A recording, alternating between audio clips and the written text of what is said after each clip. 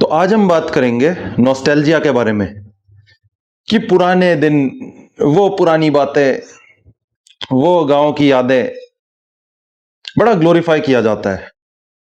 और जिस चीज को बहुत ज्यादा ओवर ग्लोरीफाई किया जाता है उसका क्रिटिकल एनालिसिस करने के लिए मुझे आना पड़ता है। तो नॉस्टैल्जिया के बारे में बात करने से पहले शुरुआत करेंगे एक बेहतरीन कहानी के साथ। एक हाथियों का झुंड था जो बढ़िया तरीके से रह रहा था, वाटर सोर्स भी उनके पास बढ़िया था। एक बार जंगल में क्या है कि सूखा पड़ जाता है।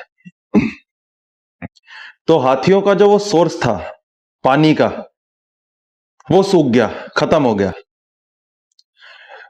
जो हाथी है उसके बारे में एक अच्छी बात है कि मेमोरी बड़ी शार्प है।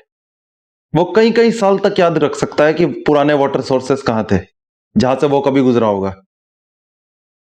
तो जो बूढ़े हाथी थे उन्होंने जवान हाथियों को बोला कि चलो पीछे चलते हैं जहां पे हम अपने बचपन में पानी पिया करते थे। अरे वो तालाब ऐसे थे, इतने बड़े बड़े थे कि वो सूख ही नहीं सकते, असंभव। तो जवान सब लोग मान लेते हैं बूढ़े हाथी की बात, चलो भाई let's go back into the memory lane, मजा आएगा। तो सब चल दिए, कई किलोमीटर तक चले, सबको थकान हुई। पर वहां जाके पता चलता है कि वहां भी सूखा पड़ा हुआ था। और ऊपर एक कौवा उड़ रहा होता है जो इनको देख रहा होता है, इन सारे हाथियों को देख रहा होता है कौवा ऊपर उड़ते हुए। और कौवा बोलता है हाथी से कि यार आप तो सर गलत दिशा में आ गए। अगर आप आगे चलते तो पानी मिल जाता, पर जो आप पीछे आ गए ना, अब आपको डबल चलना पड़ेगा आगे पहुंचने के लिए। तो हाथी सोचता है कि यार पहले क्यों नहीं बताया तूने, कौवे से बोला। तो कौवे ने बोला मुझे लगा आप ऐसे ही अपने अपने हिसाब से कहीं जा रहे हो, मुझे क्या पता आप पानी की तलाश में निकले हो।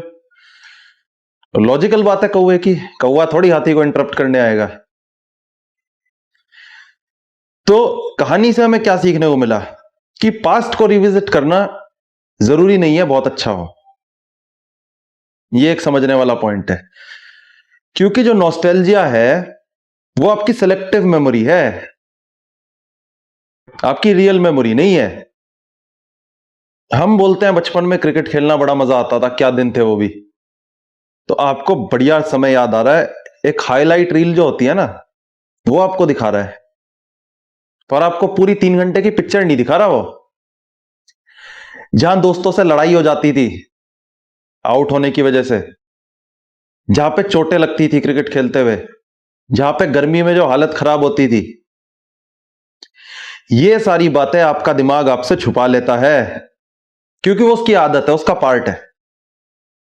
ये एक समझने वाला पॉइंट है। सेलेक्टिव मेमोरी, रियल मेमोरी नहीं है उसमें कुछ भी। नॉस्टैल्जिया उतनी अच्छी चीज है नहीं जितने हमें लगती है। ये समझने वाला पॉइंट था एक। अब आ जाता है दूसरा पॉइंट। हर एक जनरेशन को यह लगता है कि उनका जो एरा था वो बेस्ट था। हमारे पिताजी बोलते हैं कि मुकेश के और मोहम्मद रफी के गाने, अरे क्या जमाना था, ओहो। हम अपनी आगे वाली जनरेशन को बोलेंगे कि यो यो हनी पाजी से बढ़िया गाने किसके थे। और हमारी आगे वाली जनरेशन कोई और सिंगर पकड़ के बैठेगी और हर कोई ये आर्ग्यू करने की कोशिश करेगा कि हमारे टाइम के सिंगर बेस्ट थे। पर वास्तविकता यह है कि टाइमलाइन हमेशा फॉरवर्ड होती रहती है। अभी फीफा वर्ल्ड कप चल रहा है तो एक फुटबॉल से रिलेटेड एग्जांपल लेना जरूरी है। पुरानी जनरेशन बोलती थी कि पेले से बढ़िया फुटबॉलर पैदा ही नहीं होगा भविष्य में कभी। उनको यह लगता था कि पेले तो कोई भगवान है, और था भी भाई, उसने कितने वर्ल्ड कप जिताए थे पेले ने, मतलब लेवल था ब्राजील में उसका। तो दमदार प्लेयर वो था, नो डाउट अबाउट इट। पुराने वाले बोलते थे ओहो पेले बेस्ट, वर्ल्ड क्लास, रिकॉर्ड कभी बीट नहीं होगा। हमारी जनरेशन को लगता है कि रोनाल्डो और मेस्सी को पीछे छोड़ना असंभव है फुटबॉल में। उनके जो बैलोन डॉर टाइटल्स हैं, रोनाल्डो के केस में बात करें तो UEFA champions league multiple times उसने जीती है। और इंटरनेशनल ट्रॉफीज भी इन दोनों के पास है। पोर्चुगल के पास अपना 2016 का यूरो चैंपियनशिप है और अर्जेंटीना के पास तो 2022 का जो द बेस्ट वर्ल्ड कप, उससे खतरनाक फाइनल कभी हुआ नहीं आज तक। तो हम बोलेंगे कि ये दोनों बेस्ट प्लेयर्स हैं जनरेशन के, इनको पीछे छोड़ना मुश्किल है, इनका स्टारडम बीट करना मुश्किल है। हम ऐसा सोच ही रहे थे, लेकिन नए लड़के अब आ चुके। चाहे आप एम्बापे की बात कर लो, चाहे आप अर्लिंग हालैंड की बात कर लो, इन दो प्लेयर्स की बातें 5-10 साल बाद और ज्यादा उभर के की जाएंगी। अभी तो दोनों काफी यंग है, इनके पास अभी 10-12 साल का करियर बाकी है, तो ये नए रिकॉर्ड्स तोड़ेंगे। तो पुरानी जो जनरेशन है उसको लगता है उनका समय बेस्ट है, लेकिन होता नहीं। टाइमलाइन शिफ्ट होती रहती है, टेक्नोलॉजी बदलती रहती है। न्यूज़पेपर आया, लोग बोलते थे हमारे टाइम पे तो अखबार पढ़ते थे, टीवी भी नहीं होता था। टीवी आया कि हम तो पूरे मोहल्ले को अपने घर में बिठा के टीवी देखा करते थे। अब स्मार्टफोन आ गया तो लोग बोल रहे हैं जनरेशन खराब होगी। भविष्य की जनरेशन बोलेगी कि एआई आया, तो उनके लिए तो बढ़िया, भविष्य वालों के लिए। हम बोलेंगे कि एआई है तो बेकार हो गया सब कुछ। ये बोल सकते हैं, टाइमलाइन शिफ्ट होती रहेंगी, पर हर कोई अपनी जनरेशन को बेस्ट बताने में लगा रहेगा। अब बात कर लेते हैं नॉस्टैल्जिया कब डेंजरस हो सकता है।